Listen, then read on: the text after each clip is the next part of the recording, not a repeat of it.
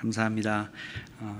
저는 헤세드 청년부를 맡고 있는 김승영 목사입니다. 오늘 하나님의 능력을 구하는 청년이라는 제목으로 함께 말씀을 나눌 텐데요. 오늘 오신 모든 분들이 이제 청년이 되시는 겁니다.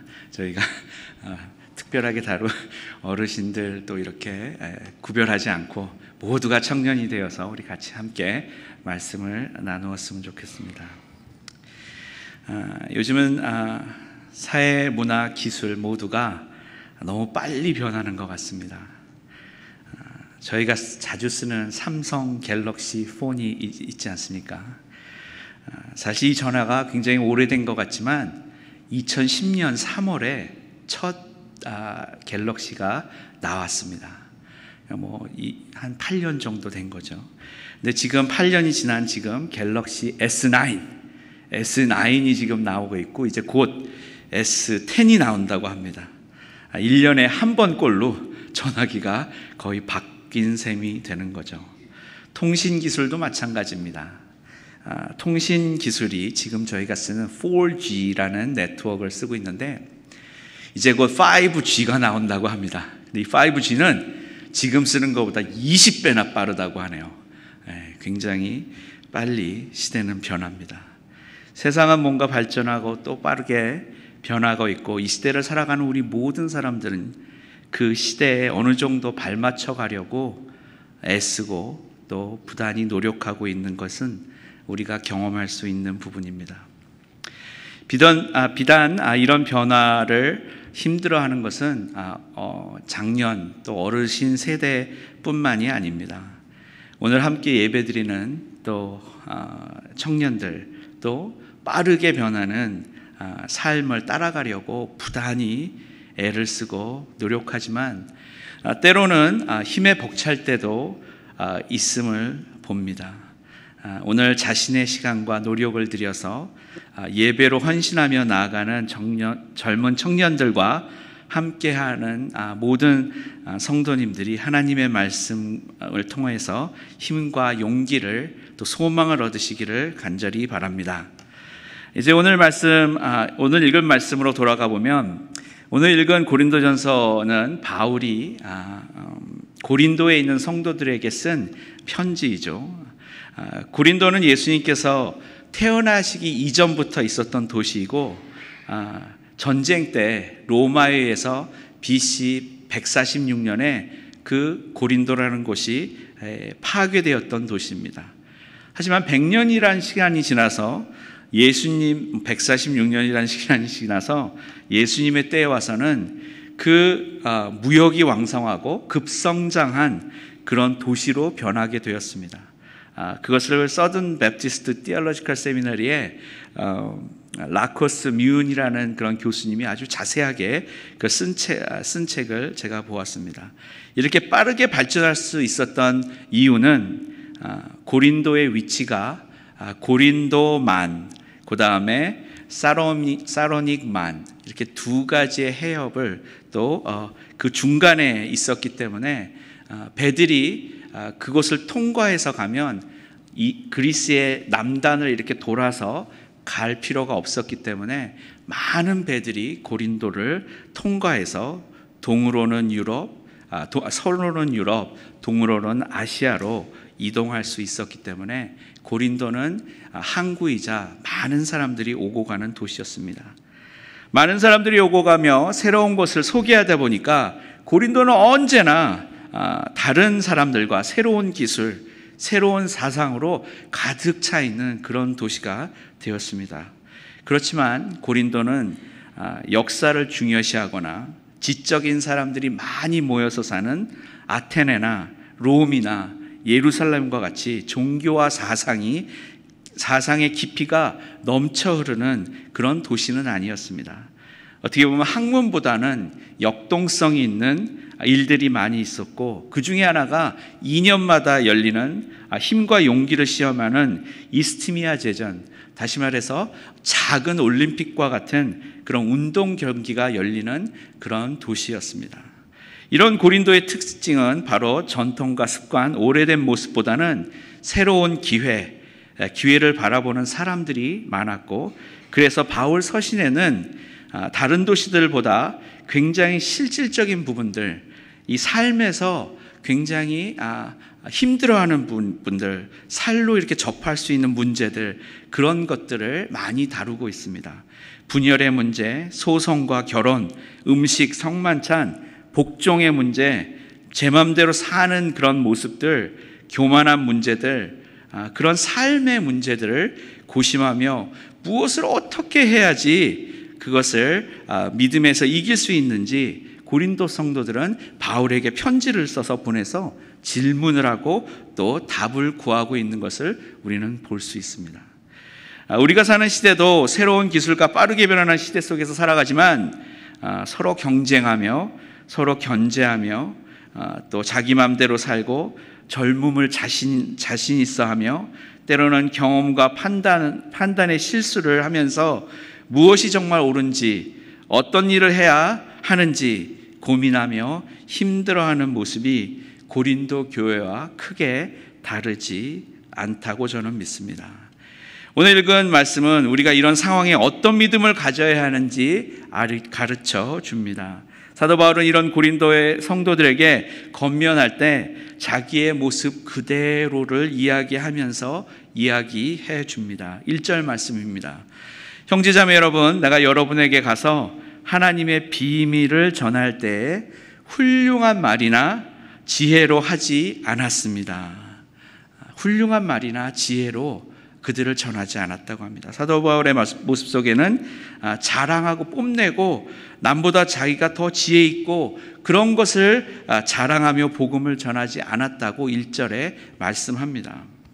그렇다면 사도 바울은 왜 훌륭한 말, 지혜로운 말, 사람들을 설득시키는 그런 일을 하지 않고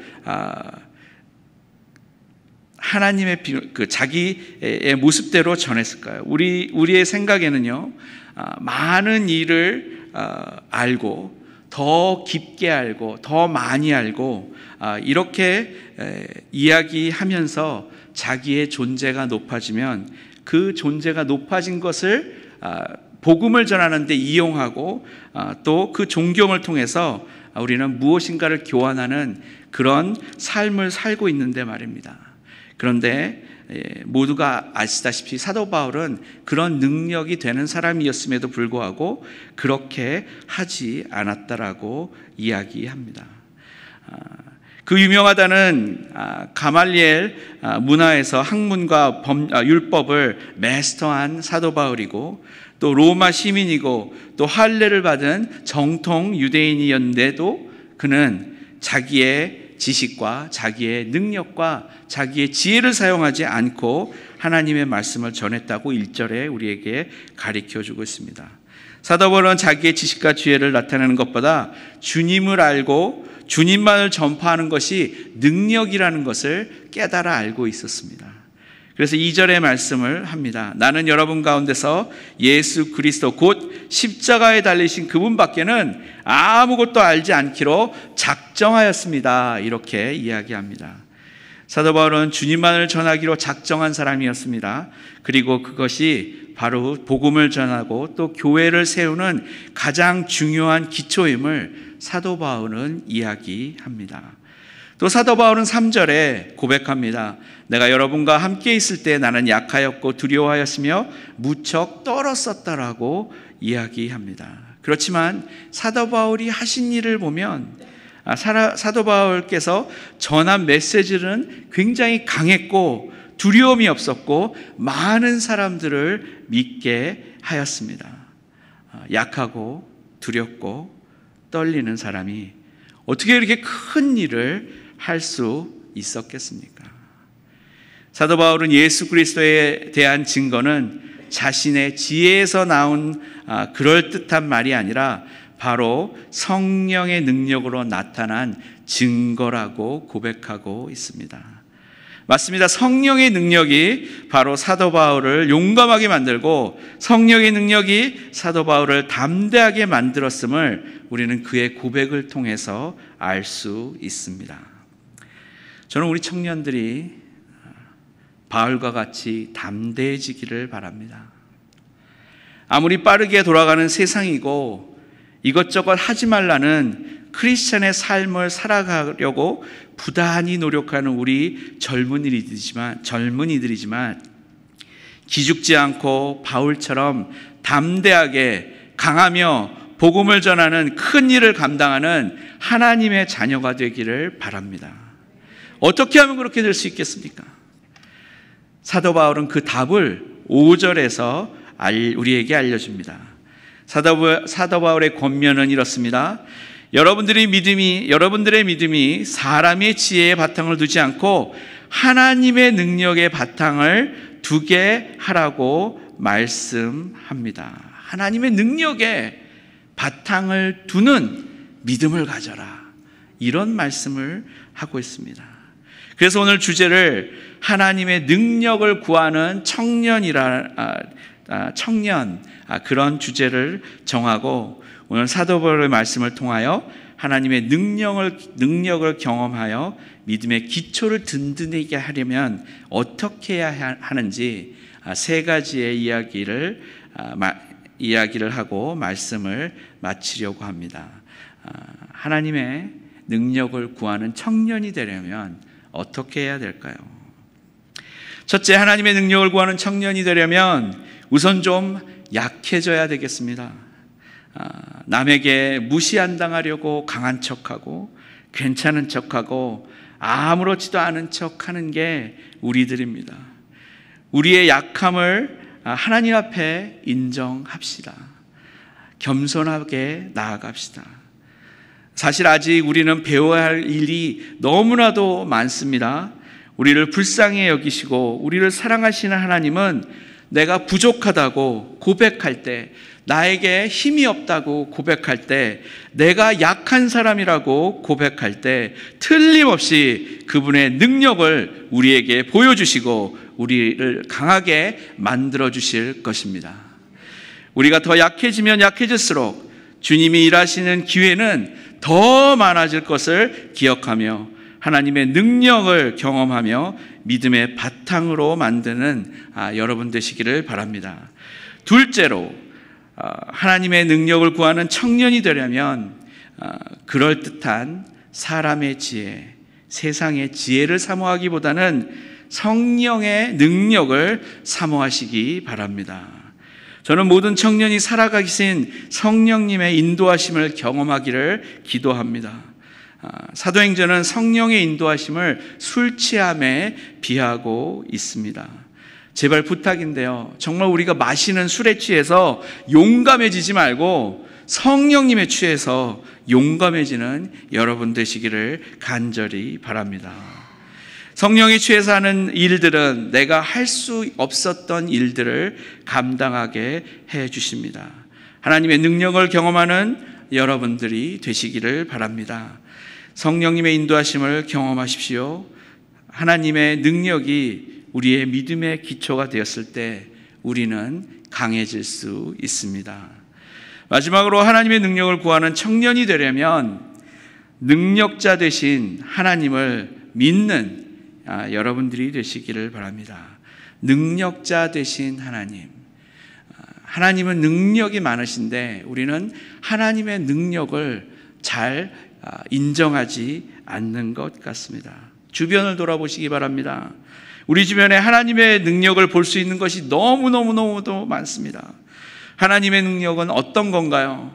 말씀을 믿는다면 온 우주를 만드신 하나님이십니다. 홍해를 가르시고 낮에 구름 기둥, 밤에 불 기둥을 준비하시며 비를 내리시기도 하시고 비를 안 내리시기도 하시며, 또 주님은 어떤 분이시냐? 눈먼 자도 보게 하시고 무리를 걸으시고 태풍도 잠잠케 하시고 빵 5개와 물고기 2마리로 5,000명을 먹이시는 그런 능력자이심을 우리는 매일매일 고백하며 살아야 됩니다. 그래야 우리 마음속에 하나님은 능력의 하나님이다. 하나님은 무슨 일이든지 이루실 수 있는 하나님이다. 하나님은 나의 연약함도 강하게 하시고 나의 떨림도 용감하게 할 수 있는 그런 하나님이다라고 고백할 수 있다라는 겁니다. 그것이 믿음의 기초가 되었을 때 우리는 무슨 일인지 감당할 수 있을 것입니다. 하나님께서 모든 능력의 소유자임을 믿을 때 우리들 안에 두려움은 점점 사라질 것입니다. 이제 말씀을 정리하려고 합니다. 빠르고 바쁜 시대를 살아가는 젊은 청년들은 고민이 많습니다. 어떻게 보면은 편하게 사는 것 같지만 사실 그렇지 않습니다. 오늘도 이틀 동안 8시간만 자고 공부를 마치고 이곳에 찬양을 부르러 온 학생도 있고 오늘 시험이 7시인데 7시에 시험을 빨리 치고 리버사이드에서 운전을 하고 이곳으로 온 학생도 있습니다. 직장에서 많은 사람들, 나이 많은 사람들, 선배들에게 꾸지람을 듣고 또 스트레스를 받아가면서 하루하루를 살아갑니다. 그런 청년들이 우리의 청년들입니다. 저는 우리 청년들이 굉장히 자랑스럽습니다. 그들이 주님을 위해서 시간을 보내고 헌신하는 그 모습들이 너무 감사하고 아름답습니다. 정말 우리가 힘들고 어려운 시대를 살아가면서 청년들이 많이 고생하고 또 때로는 지치기도 하고 두렵기도 하고 낙심되지만 우리의 믿음이 하나님의 능력의 기초를 둔다면 우리는 이 어려운 시간을 잘 이겨낼 수 있으리라 믿습니다. 하나님의 능력을 구하고 인정하고 배우고 경험하는 우리 청년들이 되시기를 간절히 바랍니다. 기도하겠습니다. 하나님, 저희들의 믿음이 연약함을 이 시간 고백합니다. 무엇을 어떻게 해야 되는지 모르고 방황하고 힘들어할 때 우리의 지혜를 믿는 것이 아니라 하나님의 능력을 믿고 또 의지하여 각자에게 주어진 삶을 잘 헤쳐나갈 수 있도록 특히 우리 선한 목자 헤세드 청년들을 보살펴 주시고 붙잡아 주시고 위로하여 주시고 책임져 주시기를 간절히 바라오며 이 모든 말씀 예수님의 이름으로 기도드립니다. 아멘.